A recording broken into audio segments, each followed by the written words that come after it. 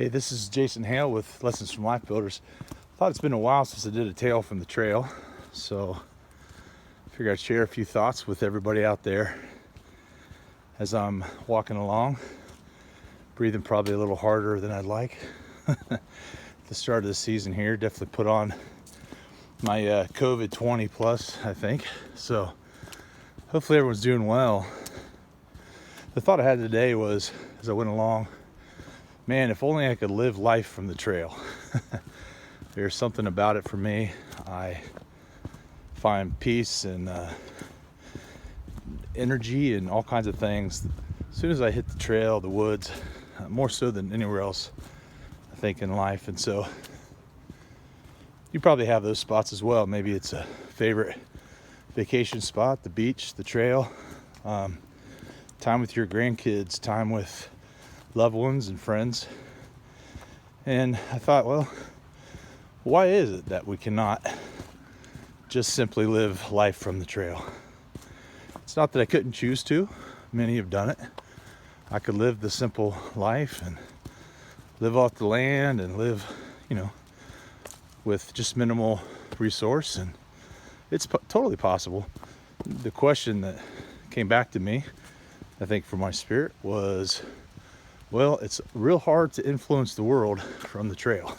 Of course, in the age of technology, I'm doing it right now.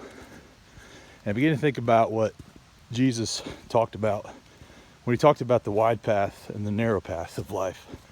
That the narrow path, though more difficult, that it led to life, that it led to, I would interpret, true purpose, meaning we could say heaven, we could say fulfillment. And I think that it hints at all those things. And so as I'm going along and witnessing all these gorgeous, scenery, peaceful, quiet, much less busy than I expected it to be, I thought, well, sometimes we can get to the mountaintop and it's so needed to get refreshed, recharged, refilled by the Lord, by life. And so the difficult part of life is you have to come off the mountaintop to make a difference to a hurting world. And so as we descend into the valleys of life, we have to consider, what is it about the wide path that many will follow that's easier, it's comforting, it's simpler, but Jesus proclaims leads to destruction. Again, I think interpret destruction in a lot of ways. We could say, well, that means you're going to go to hell.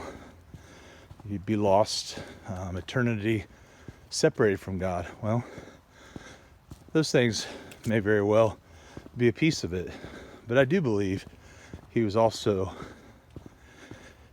hinting at a lot of things in life that we will suffer on the path of ease, the path of least resistance, the path of following the crowd, that we'll find ourselves discontent, unfulfilled. I've always thought one of the worst things, I'd hate to get to my last breaths in life and think, if only I'd taken a chance, if only I'd reached out, if only I'd loved better, if only I'd sacrificed some of my needs for the greater good.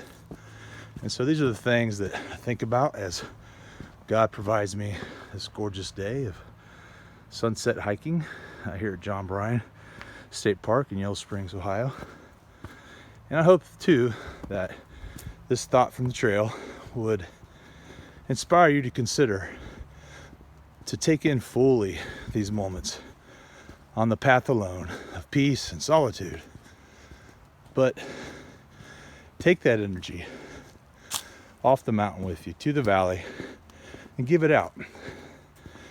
Give it to those that are hurting, your neighbors, those that need forgiveness in your life. Take those times of recharge. Jesus did. He stepped away. He went to the mountaintop. He went to the desert to pray, to be refilled, to rest and recharge.